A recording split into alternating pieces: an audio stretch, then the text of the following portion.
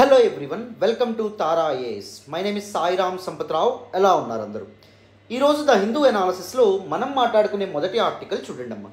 Rules that edge out women from jobs due to marriage illegal, says supreme court. One of the most important articles appeared in the Hindu newspaper today, relevant to GS paper 2 of our examination, polity and governance కి సంబంధించినటువంటి article, GS paper 1 సొసైటీకి సంబంధించినటువంటి article and SA కూడా చాలా important article అమ్మ.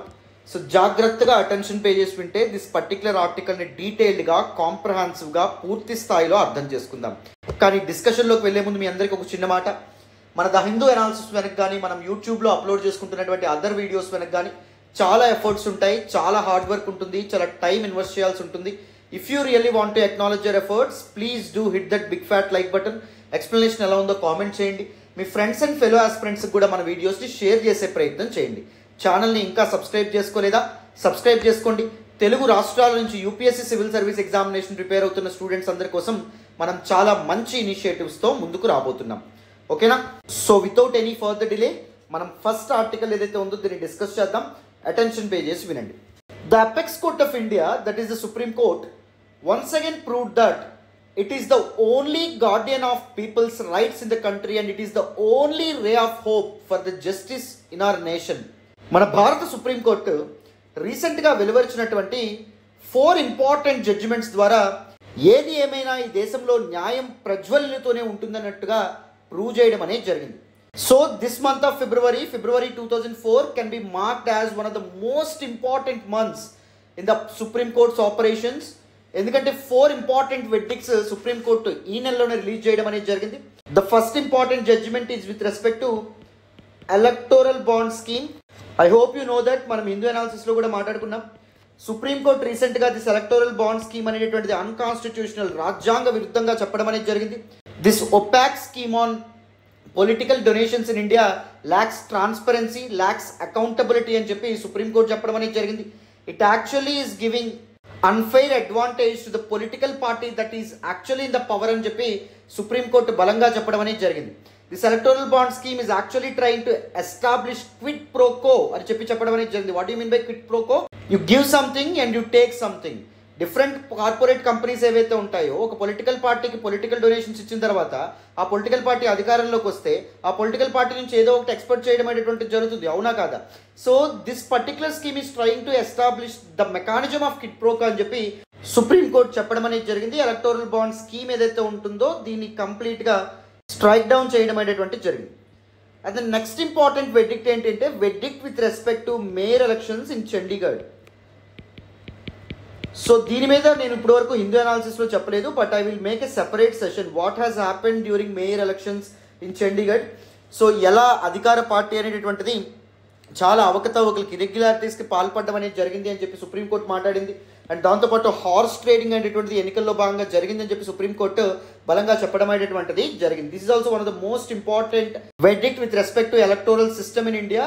Through this particular verdict supreme court try to make the constitutional body that is election commission accountable, జవాబుదారీగా మార్చేటటువంటి ప్రయత్నం చేసింది supreme court of India. And third important thing ఏంటి అంటే with respect to forest conservation amendment act of 2023. గత సంవత్సరం central government తీసుకొచ్చినటువంటి forest conservation amendment యాక్ట్లో ఉన్నటువంటి ఛాలెంజెస్ ఏవైతే ఉంటాయో వాటిని చూపిస్తూ దిస్ ఫారెన్ కన్జర్వేషన్ అమెండ్మెంట్ యాక్ట్లో ఉన్నటువంటి డెఫినిషన్ ఆఫ్ ఫారెస్ట్ ఏదైతే ఉందో అది కంప్లీట్గా గవర్నమెంట్ నేరో చేసేసింది. So broader definition that is the dictionary definition of forest అనేటటువంటిది వాడబడాలి అని చెప్పి సుప్రీంకోర్టు చెప్పడం అనేది జరిగింది. నిన్నటి సెషన్లో మనం దిస్ పర్టికులర్ టాపిక్ ఏదైతే ఉందో దాన్ని ఎక్స్ప్లెయిన్ చేసుకున్నాం. And the fourth important judgement that was delivered yesterday was with respect to employment of women. ఉద్యోగిత మహిళలు ఎవరైతే ఉంటారో వాళ్ళకి సంబంధించి వెర్డిక్ట్ ఏదైతే ఉందో దాన్ని ఇవ్వడం అనేటువంటిది జరిగింది. This is also one of the landmark వెర్డిక్ట్స్గా మనం చెప్పొచ్చు. సార్ ఏంటి సార్ ఈ వెర్డిక్ట్, సుప్రీంకోర్టు ఏముంది, అసలు సుప్రీంకోర్టు ముందున్నటువంటి కేసు ఏంటి, బేసిక్ బ్యాక్గ్రౌండ్ అనేది అర్థం చేసుకుందాం. అటెన్షన్ పే చేసి వినండి. ద ఇయర్ 2021 2021 సంవత్సరంలో మిలిటరీ నర్సింగ్ సర్వీస్కి చెందినటువంటి ఒక ఉమెన్ ఆఫీసర్ ఎవరైతే ఉంటారో, she's a permanent commissioned officer. ఈవిడ పెళ్లి చేసుకుంది అనేటటువంటి కారణంతో ఈవిడ్ని విధుల నుంచి డిశ్చార్జ్ చేయడం అనేటటువంటిది జరిగిందమ్మా. This is actually the major problem. So దీనికి రీజన్ ఏం చెప్పారు? పెళ్లి జరిగింది అనేటటువంటి కారణం చూపించడం అనేది జరిగింది. సో షీ ఆస్క్డ్ దిస్, నేను పెళ్లి చేసుకుంటే నన్ను విధుల నుంచి ఎందుకు డిశ్చార్జ్ చేయడం, విధుల నుంచి ఎందుకు నన్ను విరమించుకునేటట్టు చేయడం అని ఈవిడ అడిగితే, what the officials said? The officials reason that our rules are authorizing us to take this particular decision. మాకున్నటువంటి రూల్స్ ఏవైతే ఉంటాయో దాన్ని బట్టి మేము యాక్ట్ చేస్తూ ఉన్నాం. Since you are married, since you are women, you are not allowed to continue in your current position అనే విధంగా చెప్పడం అనేది జరిగింది. What she has done? She had approached the apex court of India, that is the supreme court, saying that these particular rules are in violative of Article 14 of our Indian Constitution, Article 15 of our Indian Constitution, Article 21 of our Indian Constitution. What are these articles? All these articles are part of Part 3 of the Indian Constitution. Part 3 of the Indian Constitution is fundamental rights. ప్రాథమిక హక్కులుగా చెప్పడం అనేది జరుగుతుంది. And all the fundamental rights are justiciable in nature. అంటే అర్థం ఏంటి? If someone wants to take away these fundamental rights from you, you can always approach the courts and you can always seek protection from the courts, isn't it? Right. And why these rights are called fundamental rights? ప్రాథమిక హక్కులు అని చెప్పి ఎందుకు అనడం అనేది జరిగింది? These rights are very fundamental for the all-round development of an individual. Fundamental simply mean basic. These are the basic rights without which you cannot witness the all-round development of an individual. ఇవి కనీస హక్కులుగా పరిగణింపబడతాయి కాబట్టి ప్రాథమిక హక్కులు, fundamental rights అంటున్నాం. And ఇంకొక important theory ఉంది, వీటిని fundamental rights అని ఎందుకు పిలుస్తారు అనే దానికి. These rights are guaranteed by the fundamental and basic law of the nation, that is the constitution. భారత రాజ్యాంగం అనేటటువంటి ఒక మౌలిక చట్టం ఏదైతే ఉంటుందో దాని ద్వారా గ్యారంటీ చేయబడ్డాయి కాబట్టి వీటిని ఫండమెంటల్ రైట్స్ అనే పేరుతో పిలుస్తాం. ఫండమెంటల్ రైట్స్ మనకి ఆర్టికల్ 12 టు ఆర్టికల్ 35 ఉంటాయి. అందులో ఆర్టికల్ 14 దేని గురించి మాట్లాడుతుంది అంటే, it provides right to equality for all the citizens of India. ఇక్కడ ఏం చేస్తున్నారు, ఈ రూల్స్ ఏం చెప్తున్నాయి? When there is a women officer, if she is married and the authorities can discharge her from her position అని చెప్తున్నాయి. అంటే మెన్కి ఉమెన్కి నువ్వేం చేస్తున్నావు, డిఫరెంట్గా ట్రీట్ చేయడం అనేటువంటి జరుగుతుంది. దిస్ డిఫరెన్షియల్ ట్రీట్మెంట్ ఏదైతే ఉందో that is actually the major point of concern. కాబట్టి రైట్ టు ఈక్వాలిటీని అండర్మైన్ చేస్తున్నాయి ఈ రూల్స్ అని చెప్పి అవి సుప్రీంకోర్టును ఆశ్రయించింది. అండ్ ఆర్టికల్ 15 ఏదైతే ఉందో అది ఇచ్చినటువంటి ప్రొటెక్షన్ అగైన్స్ డిస్క్రిమినేషన్ ఏదైతే ఉందో, వివక్ష నుంచి ప్రొటెక్షన్ ఈ ఆర్టికల్ ఇవ్వడం అనేటువంటిది జరుగుతుంది, దాన్ని కూడా వైలేట్ చేయడం అనేటువంటిది జరుగుతుంది దీస్ రూల్స్ అని చెప్పి ఆవిడ సుప్రీంకోర్టును ఆశ్రయించడం అనేది జరిగింది. And article 21 as well. Article 21 ఏ రైట్ ఇస్తుంది? Right to life and personal liberty ఇవ్వడం అనేటువంటిది జరుగుతుంది. జీవించే హక్కు మరియు వ్యక్తిగత స్వేచ్ఛని అందించడం అనేటువంటిది జరుగుతుంది. And remember, right to dignity is an integral part of article 21 of the constitution. Right to లైఫ్లోనే రైట్ టు డిగ్నిటీ అనేటువంటిది భాగం. ఎందుకంటే రైట్ టు లైఫ్, జీవించే హక్కు అనేటువంటిది మనం చెప్తున్నాం. యానిమల్స్ కూడా జీవిస్తాయి, మనుషులు కూడా జీవిస్తారు. జస్ట్ ఊపిరి తీసుకుని ఊపిరి వదలడం మాత్రమే జీవించడమా? కాదు, గౌరవంగా బతకడం అనేటటువంటిది జీవించడం అని చెప్పి సుప్రీంకోర్టు చెప్పడం అనేటువంటిది జరిగింది in previous judgements. So right to live with dignity is an integral part of right to life అని చెప్పి సుప్రీంకోర్టు చెప్పడం అనేది జరిగింది. And how this dignity is guaranteed? 1, education. నీకు విద్య అనేటువంటిది ఉందనుకోండి, నీకు సమాజంలో గౌరవం ఉండడం అనేది జరుగుతుంది. 2, వర్క్. నీకు లైవ్లీహుడ్ ఆపర్చునిటీస్ ఉన్నాయనుకోండి, నీ కాళ్ళ మీద నువ్వు బతకగలుగుతున్నావు అనుకోండి, నీకు డిగ్నిటీ అనేటువంటిది ఉంటుంది. So right to livelihood is also part of right to dignity, which is an integral part of article 21 of the constitution, that is right to life. So ఇక్కడ వర్క్ని కేవలం మ్యారేజ్ అనేటటువంటి పేరు పెట్టి తన వర్క్ని తనకు దూరం చేయడం ఏదైతే ఉందో, దాని రైట్ టు లైవ్లీహుడ్ ఏదైతే ఉందో దాన్ని దూరం చేయడం, తద్వారా రైట్ టు డిగ్నిఫైడ్ లైఫ్ని దూరం చేయడం, తద్వారా రైట్ టు లైఫ్ని దూరం చేయడం అని చెప్పి మనం ఆలోచించుకోవాలి. సో అందుకే ఆర్టికల్ 21 ఆఫ్ ద కాన్స్టిట్యూషన్ తనకు ప్రొవైడ్ చేసినటువంటి రైట్ టు లైఫ్లో ఇంట్రికేట్గా ఉన్నటువంటి రైట్ టు డిగ్నిటీలో ఇంటిగ్రల్గా ఉన్నటువంటి right to work and right to livelihood, వీటన్నింటినీ this particular rules and this particular decision violate చేయడం అనేటువంటిది జరుగుతుందని చెప్పి సుప్రీంకోర్టును ఆవిడ ఆశ్రయించడం అనేటువంటిది జరిగింది. And remember, we witness, this is actually the sad reality. So we witness these kind of things in day-to-day lives as well. I have experienced the same thing in so-called these coaching institutions as well. I worked in many coaching institutions, many reputed coaching institutions. Even they consider that we cannot recruit women as faculty members. Always మహిళలు ఎవరైతే ఉంటారో వాళ్ళని secondary roles ఇస్తారు మామూలుగా ఈ coaching ఇండస్ట్రీలో కూడా. అంటే కంటెంట్ తయారు చేయడం కానీ, లేకపోతే పీడిఎఫ్స్ తయారు చేయడం కానీ, లేకపోతే టెస్ట్ సిరీస్ క్వశ్చన్స్ తయారు చేయడం కానీ, లేకపోతే కరెక్షన్ ఎవాల్యుయేషన్ అనేటటువంటి చేయించడం కానీ, ఇవే చేస్తారు తప్ప వాళ్ళకి చాలా పొటెన్షియల్ ఉన్న ఒక టాప్ మోస్ట్ ఫ్యాకల్టీ, ఒక రెప్యూటెడ్ ఫ్యాకల్టీ లెవెల్కి ఉమెన్ చేరుకోవడానికి చాలా ఇబ్బంది పడడం అనేది జరుగుతుంది. So even civil service examination coaching ఇస్తున్నటువంటి ఇన్స్టిట్యూషన్స్ లేకపోతే ఇండస్ట్రీలో కూడా ఇంత డిస్క్రిమినేషన్ ఉంటే మీరు బయట కూడా ఎంత ఎక్కువ ఉంటుందో మీరు చూడొచ్చు. వాళ్ళు పెళ్లి చేసుకుంటారని, లేకపోతే రేపు పొద్దున్న గర్భవతి అయితే చాలా రోజులు సెలవు పెట్టేస్తారని, ఆ తలనొప్పులన్నీ మనకెందుకు అని చెప్పి చాలామంది ఉమెన్ మీద డిస్క్రిమినేషన్ అనేటటువంటిది చూపిస్తారు. So that is actually a bad thing, that is actually a wrong thing, that is actually an illegal thing అని చెప్పి సుప్రీంకోర్టు రీసెంట్గా వెర్డిక్ట్ ఇవ్వడం అనేటటువంటి జరిగింది. Rules that edge out, rules that rule out women from jobs. మహిళలని ఆర్బిట్రరీగా, యథేచ్ఛగా, ఇష్టానుసారంగా కేవలం మహిళలైనటువంటి కారణంగా ఉద్యోగాల నుంచి తొలగించేటటువంటి రూల్స్ ఏవైతే ఉంటాయో, ఉద్యోగాలని తొలగించొచ్చని చెప్పేటటువంటి నియమ నిబంధనలు ఏవైతే ఉంటాయో అవి తప్పు, అవి ఇల్లీగల్, అవి చట్ట విరుద్ధము అని చెప్పి సుప్రీంకోర్టు తన ల్యాండ్ మార్క్ జడ్జిమెంట్ ఏదైతే ఉంటుందో దాన్ని ఇవ్వడం అనేటటువంటిది జరిగిందమ్మా. సో అందుకే చెప్పాను, February 2024, it is one of the very important months in the operation in the calendar of the Supreme Court, that is the Apex Court of India. Electoral bond scheme ఏదైతే ఉందో దాని ఒపాక్నెస్ని ఐడెంటిఫై చేసి, దానిలో ఉన్నటువంటి ఇష్యూస్ని identify చేసి, ఎప్పుడైతే electoral bond స్కీమ్ని కంప్లీట్గా స్ట్రైక్ డౌన్ చేయడం అనేటువంటిది జరిగిందో supreme court, democratic values and democratic ప్రిన్సిపల్స్ని అప్హోల్డ్ చేయడం అనేటువంటిది జరిగింది.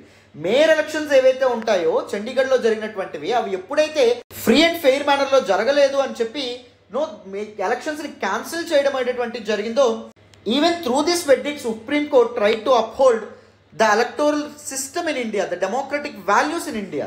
అండ్ ఎప్పుడైతే ఫారెన్ కన్జర్వేషన్ యాక్ట్ ఏదైతే ఉంటుందో ఆఫ్ 2023 దానిలో ఉన్నటువంటి ఇంపార్టెంట్ ఛాలెంజెస్ని పాయింట్అవుట్ చేస్తూ సెంట్రల్ గవర్నమెంట్కి key reforms and amendments and key points, ఇన్సైట్స్ని సజెస్ట్ చేయడం అనేటువంటిది జరిగిందో, ఫారెస్ట్ ట్రైబల్ కమ్యూనిటీస్ యొక్క రైట్స్ని అప్హోల్డ్ చేయడం అనేటువంటిది జరిగిందో, హ్యూమన్ రైట్స్ని, అండ్ దాంతోపాటు the values enshrined in the constitution, జస్టిస్ని సుప్రీంకోర్టు అప్హోల్డ్ చేయడం అనేటువంటిది జరిగింది. అండ్ ఎంప్లాయ్మెంట్ ఆఫ్ ఉమెన్, కేవలం మహిళలకి పెళ్ళయిందని చెప్పి, వాళ్ళు గర్భవతులు అని చెప్పి వాళ్ళని ఉద్యోగాల నుంచి తీసేటటువంటి ద డిస్క్రిమినేటరీ యాక్ట్స్ ఏవైతే ఉంటాయో, వివక్షాపూరితమైనటువంటి చర్యలు ఏవైతే ఉంటాయో అవి సరైనవి కావు, అవి ఇల్లీగల్ అని చెప్తూ సుప్రీంకోర్టు మన దేశంలో మహిళా సాధికారతకి, ఉమెన్ ఎంపవర్మెంట్కి బలమైన చేయూతనివ్వడం అనేటటువంటిది జరిగిందమ్మా. I hope all these things అనేటటువంటి మీకు క్లారిటీ వచ్చినాయి అనుకుంటున్నాను. ఇప్పుడు నేను ఏం చేస్తానంటే పీడిఎఫ్ చూపించి దిస్ పర్టికులర్ ఆర్టికల్ ఏదైతే ఉందో దాన్ని మీకు ఎక్స్ప్లెయిన్ చేస్తాను. మీకు చాలా ఈజీగా అర్థమైపోతుంది. ఇంత కాంప్రహెన్సివ్గా మీరు మాట్లాడుకుంటే మెయిన్స్ పర్స్పెక్టివ్లో టాపిక్ని అప్రోచ్ అవ్వగలుగుతారు. ఎస్ఏలో ఉమెన్ ఎంపవర్మెంట్ మీద మీకు ఏమైనా క్వశ్చన్ వచ్చింది అనుకోండి, you can use this particular example. Essay మీరు 1000 words రాయాల్సి ఉంటుంది. సో ఇలాంటి ఎగ్జాంపుల్స్ ఎప్పుడైతే మీరు పర్ఫెక్ట్గా మీ ఆన్సర్స్లో వాడగలుగుతారో మిగిలిన వాళ్ళకంటే మీకు ఎడ్జ్ అనేటటువంటిది ఉంటుందన్నమాట. ఓకేనా? రైట్. సో ఇప్పుడు పీడిఎఫ్ చూపించి డీటెయిల్గా దిస్ పర్టికులర్ టాపిక్ని ఎక్స్ప్లెయిన్ చేస్తాను, వినండి. So now let us look at the context. In a significant landmark ruling verdict by the Supreme Court of India, it has denounced regulations that terminate women employees' jobs upon marriage or on facing domestic issues. అంటే వాళ్ళు పెళ్లి చేసుకున్నారనో, లేకపోతే గర్భవతులు అయ్యారనో, లేకపోతే domestic ఇష్యూస్ని face చేస్తున్నారనో, వాళ్ళని ఉద్యోగాల నుంచి తొలగించేటటువంటి rules ఏవైతే ఉంటాయో అవి అసంబద్ధమైనటువంటివి, అవి తగదు అని చెప్పి సుప్రీంకోర్టు చెప్పడం అనేది జరిగింది. అండ్ ద అపెక్స్ కోర్ట్ వెంట bit further and labelled these particular rules as course, vulgar, gender discrimination and blatantly unconstitutional, రాజ్యాంగ విరుద్ధమైనటువంటివి, అండ్ దాంతోపాటు ఘోరాతి ఘోరమైనటువంటి వివక్షాపూరితమైనటువంటివిగా చెప్పడం అనేది జరిగింది the supreme court of India. So the Apex Court of India, that is Supreme Court, it upholded gender equality with full precision.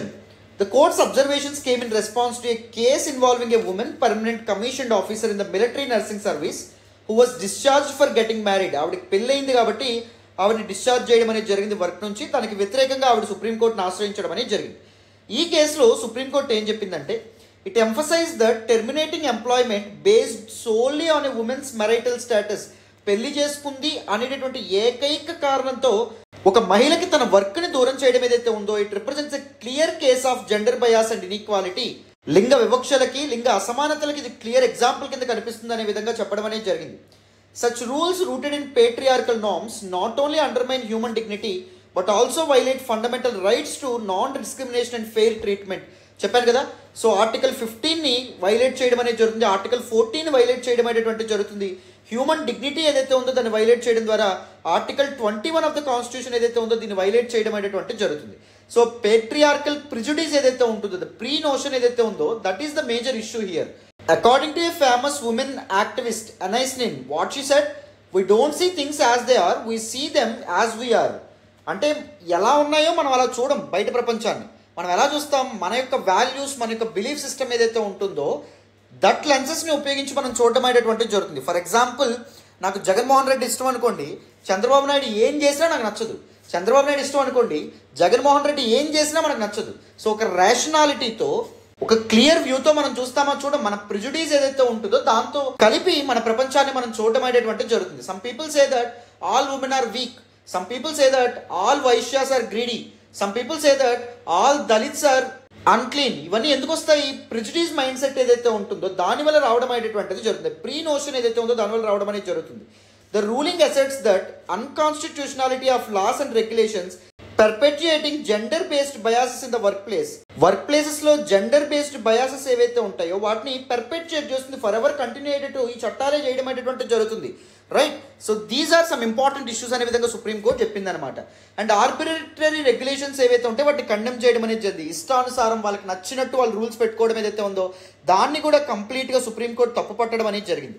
Supreme court found the rule against marriage applicable only to women nursing officers to be ex facie manifestly arbitrary అని చెప్పడం అనేటువంటిది జరిగింది.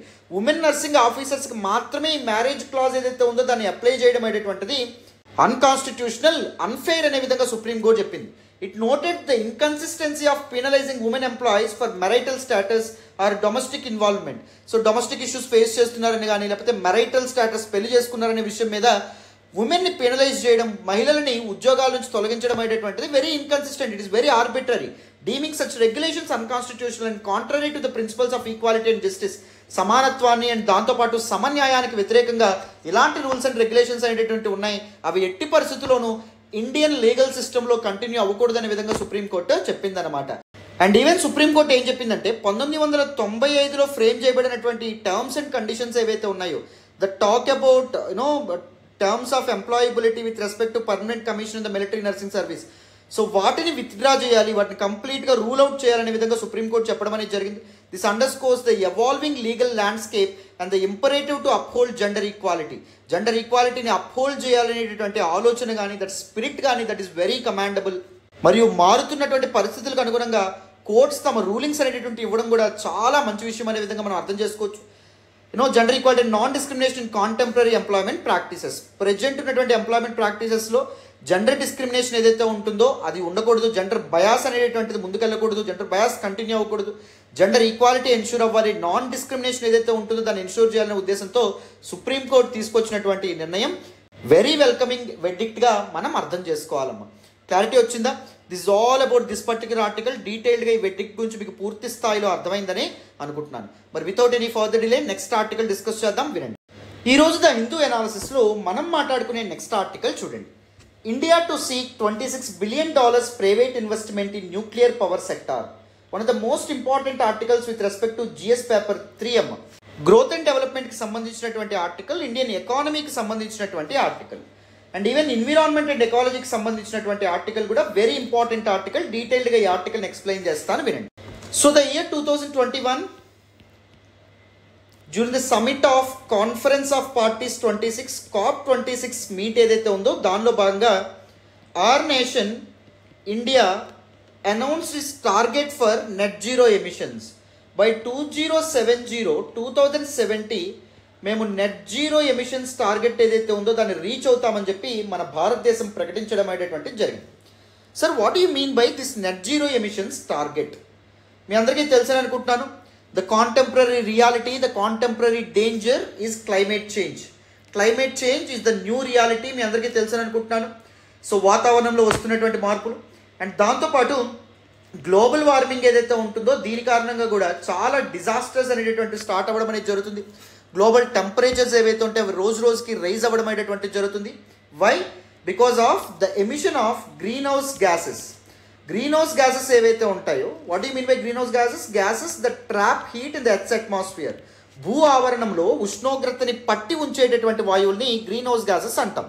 Carbon dioxide కానీ, carbon monoxide కానీ ఇలాంటివి green house గ్యాసెస్గా చెప్పడం అనేది జరుగుతుంది. వీటిని కార్బన్ ఎమిషన్స్ అనేటటువంటి, కార్బన్ ఉద్గారాలు అనేటటువంటి పేరుతో కూడా పిలుస్తాం. మరి green house gas ఎమిషన్స్కి main reason ఏంటి అంటే, ఫాజిల్ ఫ్యూయల్స్ ఏవైతే ఉంటాయో, శిలాజ ఇంధనాలు ఏవైతే ఉంటాయో, పెట్రోలు, డీజిల్ ఎట్సెట్రా, వాటిని ఎక్కువగా వాడడం వల్ల గ్రీన్ హౌస్ గ్యాసెస్ అనేవి ఎమిట్ అవుతాయి. దాని కారణంగా గ్లోబల్ వార్మింగ్ అనేటటువంటిది విపరీతంగా పెరిగిపోతుంది. భూ ఉష్ణోగ్రతలు, భూతాపం ఏదైతే ఉంటుందో అది విపరీతంగా పెరిగిపోవడం అనేది జరుగుతుంది. సో ఎప్పుడైతే ఈ క్లైమేట్ చేంజ్ అనేటటువంటిది ఇంకా ఎగ్జర్బేట్ అవుతుందో, ఇంకా ఇంటెన్సిఫై అవ్వడం అనేది జరుగుతుందో, then there will be a question mark on human survival. మనిషి మనుగడకే, మనిషి యొక్క సస్టెనెన్స్కే క్వశ్చన్ మార్క్ అనేటటువంటిది ఏర్పడడం అనేది జరుగుతుంది. సో అందుకే ప్రపంచ దేశాలన్నీ ఒకే వేదికగా ముందుకు రావడం అనేటువంటిది జరిగింది. ఫర్ ఎగ్జాంపుల్ 2015లో జరిగినటువంటి ప్యారిస్ అగ్రిమెంట్ ఏదైతే ఉంటుందో, Paris deal on climate change ఏదైతే ఉందో, దీనిలో భాగంగా ఏం టార్గెట్ పెట్టుకున్నారు? 2100 నాటికి గ్లోబల్ టెంపరేచర్స్ 1.5 డిగ్రీ సెల్సియస్ కంటే ఎక్కువ పెరగవు అని చెప్పారు. దేంతో పోలిస్తే అంట, ప్రీ ఇండస్ట్రియల్ లెవెల్స్ ఏవైతే ఉంటాయో, అంటే ఇండస్ట్రియల్ రెవల్యూషన్ యూరోప్లో మొదలవనక్క ముందు ఎంత టెంపరేచర్ ఉందో గ్లోబల్ టెంపరేచర్, అంత దాంతో పోలిస్తే 1.5 డిగ్రీస్ పెంచకుండా చర్యలు తీసుకోవాలని చెప్పి అనుకోవడం అనేటువంటి జరిగింది. సో గ్రీన్ ఇనిషియేటివ్స్తో ముందుకు రావాలి, రెన్యూబుల్ ఎనర్జీ ఇనిషియేటివ్స్తో ముందుకు రావాలని చెప్పి ప్రపంచ దేశాలు ప్రతిజ్ఞలు చేస్తూ ఉన్నాయి. దానిలో భాగంగానే నెట్ జీరో ఎమిషన్ టార్గెట్స్ ఏవైతే ఉంటాయో వేరు వేరు దేశాలు ప్రకటించడం అనేటువంటి జరిగింది. ఇంతకీ నెట్ జీరో ఎమిషన్స్ అంటే ఏంటి సార్? క్లైమేట్ చేంజ్ యొక్క ప్రభావం తగ్గాలన్నా, గ్లోబల్ వార్మింగ్ తగ్గాలన్నా గ్రీన్ హౌస్ గ్యాస్ ఎమిషన్స్ ఏవైతే ఉంటాయో, లేకపోతే కార్బన్ ఎమిషన్స్ ఏవైతే ఉంటాయో తప్పకుండా తగ్గాలి. సో ఈ కార్బన్ ఎమిషన్స్ని రెగ్యులేట్ చేయడానికి, కంట్రోల్ చేయడానికి ఈ నెట్ జీరో ఎమిషన్ అనే టార్గెట్ ఏదైతే ఉందో దాన్ని ఇంట్రడ్యూస్ చేయడం అనేది జరిగింది. ఆ కాన్సెప్ట్ ఏదైతే ఉందో దాన్ని ఇంట్రడ్యూస్ చేయడం అనేటువంటి జరిగింది. నెట్ జీరో ఎమిషన్స్ అంటే పూర్తిగా దీస్ కార్బన్ ఎమిషన్స్ లేదా గ్రీన్ హౌస్ గ్యాసెస్ని ఆపేయడం కాదు, దాన్ని విడుదల చేయడం అనేటువంటిది కంప్లీట్గా ఆపేయడం కాదు. ఒక కంట్రీ ఎన్ని ఎమిషన్స్ అయితే రిలీజ్ చేయడం అనేటువంటి జరుగుతుందో ఆ ఎమిషన్స్ని అబ్జార్బ్ చేసుకోవడానికి, ఆ ఎమిషన్స్ని విత్ ఇన్ ఇట్స్ బౌండరీస్ కంప్లీట్గా ట్రాప్ చేయడానికి అరేంజ్మెంట్స్ అనేటటువంటి చేయడం. ఫర్ ఎగ్జాంపుల్ ఒక కోల్ ఫ్యాక్టరీ ఉంది, అవి తప్పకుండా కార్బన్ ఎమిషన్స్ని రిలీజ్ చేయడం అనేది జరుగుతుంది. సో దాని పక్కనే దీస్ కార్బన్ ఎమిషన్స్ ఏవైతే ఉంటాయో వాటిని అబ్జార్బ్ చేసుకునేటటువంటి యూనిట్స్ ఏర్పాటు చేయడం కానీ, లేకపోతే ట్రీ కవర్ అనేటటువంటిది, ట్రీ కవర్ కార్బన్ సింక్స్ అంటాం ట్రీ కవర్ని.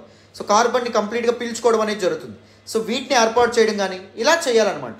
సో ఎంతైతే విడుదలవుతుందో అంతే అబ్జార్బ్ చేసుకుంటే ద నెట్ ఎమిషన్ ఏమవుతుంది? జీరో అవ్వడం అనేటువంటి జరుగుతుంది. ఈ టార్గెట్స్ని ప్రకటించడం అనేది జరిగింది. ఇండియా 2070 కల్లా ఈ టార్గెట్స్ని రీచ్ అవుతానని చెప్పి చెప్పడం అనేది జరిగింది, ప్రతిజ్ఞ చేయడం అనేటువంటి జరిగింది. So in this regard, our nation, India, is coming up with many policies with respect to transition fuels or green fuels గా మనం చెప్పొచ్చు. What do you mean by transition fuels? Elsewhere ముందున్నటువంటి ఫాజిల్ ఫ్యూయల్స్ ఏవైతే ఉంటాయో వాటి నుంచి other clean alternatives ఏవైతే ఉంటాయో, ఫర్ ఎగ్జాంపుల్ ఎలక్ట్రికల్ ఎనర్జీ కానీ, సోలార్ ఎనర్జీ కానీ, ఇవన్నీ ట్రాన్సిషన్ ఫ్యూయల్స్గా చెప్పడం అనేటువంటి జరుగుతుంది. సో దిస్ పర్టికులర్ కోల్తో కాకుండా అదర్ సోర్సెస్ ద్వారా, for example nuclear energy, solar energy, వీటి ద్వారా పవర్ జనరేట్ చేయగలిగితే ఏం జరుగుతుంది? Transition will be possible in a much more easier manner, isn't it? మన యొక్క ఎకనామిక్ ఇంట్రెస్ట్కి ఎటువంటి భంగం కలగకుండా మనం ఎన్విరాన్మెంట్ని మనం కాపాడుకోగలుగుతాము. అండ్ దాంతోపాటు మన యొక్క ఆర్థిక అవసరాలు, ఆర్థిక ప్రయోజనాలు ఏవైతే ఉంటాయో వాటి మీద మనం దృష్టి పెట్టడం అనేటువంటి జరుగుతుంది. సో ఈ ట్రాన్సిషన్ ఫ్యూయల్స్ ఏవైతే ఉంటాయో, this the thriving sector globally, దీని మీద గవర్నమెంట్ అనేటువంటిది ఫోకస్ చేస్తూ ఉందన్నమాట. ఫర్ ఎగ్జాంపుల్ లాస్ట్ ఇయర్ 2023లో union cabinet national green hydrogen mission ఏదైతే ఉంటుందో దానికి గ్రీన్ సిగ్నల్ ఇవ్వడం అనేటువంటి జరిగింది. అండ్ సెకండ్, రీసెంట్గా యూనియన్ బడ్జెట్లో సోలార్ ఎనర్జీకి సంబంధించినటువంటి ఒక ఇంపార్టెంట్ ఇనిషియేటివ్ ఏదైతే ఉందో, ప్రధానమంత్రి సూర్యోదయ యోజన లాంటివి, నేను హిందూ అనాలిసిస్లో దాని గురించి కూడా మెన్షన్ చేయడం అనేది జరిగింది, చెప్పడం అనేది జరిగింది. ఇలాంటి ఇనిషియేటివ్స్తో ముందుకు రావడం అనేది జరిగింది. ఇప్పుడు ఏం చేస్తుంది? The other important clean energy alternative అయినటువంటి న్యూక్లియర్ పవర్ ఏదైతే ఉందో దాన్ని ముందుకు తీసుకెళ్లాలనుకుంటుంది. న్యూక్లియర్ పవర్ సెక్టార్ ఏదైతే ఉందో దానిలో ఇన్వెస్ట్మెంట్స్కి గవర్నమెంట్ గ్రీన్ సిగ్నల్ ఇవ్వడం అనేటటువంటి జరిగింది. India wants to seek $26 billion private investment in nuclear power sector. Nuclear power sector can be a very good alternative compared to coal based power generation, coal based energy generation, isn't it?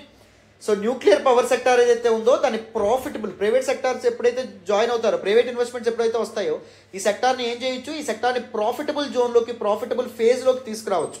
తద్వారా India యొక్క nuclear power sector ఏదైతే ఉందో దాన్ని ర్యాంపప్ చేయాలని చెప్పి మన Indian government అనుకోవడం అనేటువంటిది జరుగుతుంది. This is also one of the most important welcoming మూవ్గా మనం చెప్పొచ్చు అనమాట. In this regard, let us try to understand this particular article comprehensively, detailed ga in depth ప్రతిదీ చెప్తాను, attention pages వినండి. So India, a country striving to diversify its energy mix, అంటే కేవలం one type of energy source మీద మాత్రమే depend అవ్వాలని చెప్పి India అనుకోవట్లేదు రీసెంట్ ఇయర్స్లో. And reduce carbon emissions as well, carbon ఉద్గారాలను కూడా తగ్గించాలనుకుంటుంది. 2070 కల్లా నెట్ జీరో ఎమిషన్స్ రీచ్ అవుతానని చెప్పి 2021లో COP26 మీట్లో భాగంగా ఇండియా ప్రకటించడం అనేది జరిగింది. And it is gearing up to welcome private investments in its nuclear energy sector. India's nuclear energy sector lo private investments ni India ఆహ్వానిస్తుంది. And this move signals a significant departure from traditional state-led approach. ఇప్పుడు present nuclear సెక్టార్ని government drive చేస్తూ ఉంది, government మాత్రమే దాన్ని run చేస్తూ ఉంది. ఇప్పుడు private సెక్టార్ని కూడా nuclear energy సెక్టార్కి ఆహ్వానించడం అనేటువంటి జరుగుతుంది to ramp up its nuclear energy programme. For the first time ever, India is actively seeking private investors to inject approximately $26 billion into its nuclear energy sector. And ఈ initiative యొక్క aim ఏంటంటే to bolster the share of non-carbon emitting energy sources in India's electricity generation portfolio. I hope all of you know that electricity generation లో two important things అనేటువంటి associate అయి ఉంటాయి. First one is carbon emitting energy source, second one non-carbon emitting energy source. Non carbon emitting energy సోర్స్ని green energy సోర్స్గా మనం చెప్పడం అనేటువంటిది జరుగుతుంది, క్లీన్ ఎనర్జీ సోర్స్గా మనం చెప్పడం అనేటువంటిది జరుగుతుంది. రెన్యూబుల్ ఎనర్జీ సోర్సెస్ అన్ని ఈ non carbon emitting energy sources కిందకి రావడం అనేది జరుగుతుంది. వాటి యొక్క షేర్ని పెంచాలని చెప్పి ఇండియా అనుకుంటుంది, aligning with its ambitious target set to combat climate change. Climate చేంజ్తో తన పోరాటం ఏదైతే ఉందో దానికి సంబంధించి కొన్ని ముఖ్యమైనటువంటి టార్గెట్స్ ఇండియా తనకు తాను అసైన్ చేసుకోవడం అనేది జరిగింది. దానిలో భాగంగా ఇండియా ఈ నిర్ణయంతో ముందుకు రావడం అనేది జరిగిందమ్మా.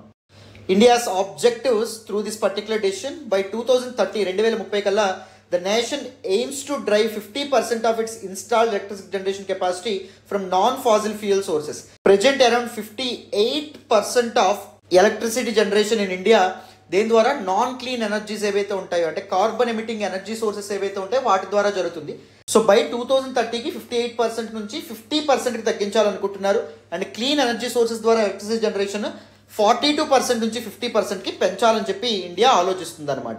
ఈ గోల్ అచీవ్ చేయడానికి the government is in talks with prominent private entities including Reliance industries, Tata power, Adani power, Vedanta limited etcetera. And all of them and each one of them are expected to invest around $440 billion in the nuclear energy sector. Nuclear energy సెక్టర్లో వీళ్ళందరూ ఇంత మొత్తంలో పెట్టుబడులు పెట్టబోతున్నారు, right? ఎప్పుడైతే private players involve అవ్వడం అనేటువంటిది జరుగుతుందో profit oriented electricity generation అనేటువంటిది మొదలవుతుంది. So that the electricity sector face చేస్తున్నటువంటి ఛాలెంజెస్ ఏవైతే ఉన్నాయి, డిస్కామ్ ఛాలెంజెస్ కానీ, డిస్ట్రిబ్యూషన్ కంపెనీస్ ఫేస్ చేస్తున్న ఛాలెంజెస్ కానీ, ఇవన్నీ ఒక కొలిక్కి రావడం అనేటువంటిది జరుగుతుంది. ఇవన్నీ సాల్వ్ అయ్యేటువంటి అవకాశం అనేటువంటిది ఉంటుంది.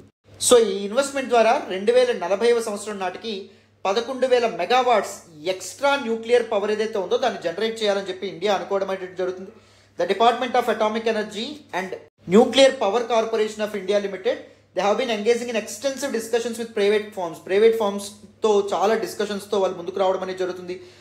పాస్ట్ ఇయర్ 2023వ సంవత్సరం నుంచి ఇది స్టార్ట్ అవ్వడం అనేటువంటి జరిగింది. సో ఒక investment path and investment plan ఏదైతే ఉందో దాన్ని ఫార్ములేట్ చేసి ఈ ప్రైవేట్ ఫర్మ్స్ ద్వారా న్యూక్లియర్ ఎనర్జీ సెక్టార్లోకి పెట్టుబడులు అనేటువంటివి పెట్టించే దిశగా గవర్నమెంట్ చర్చలు జరుగుతుంది అనమాట.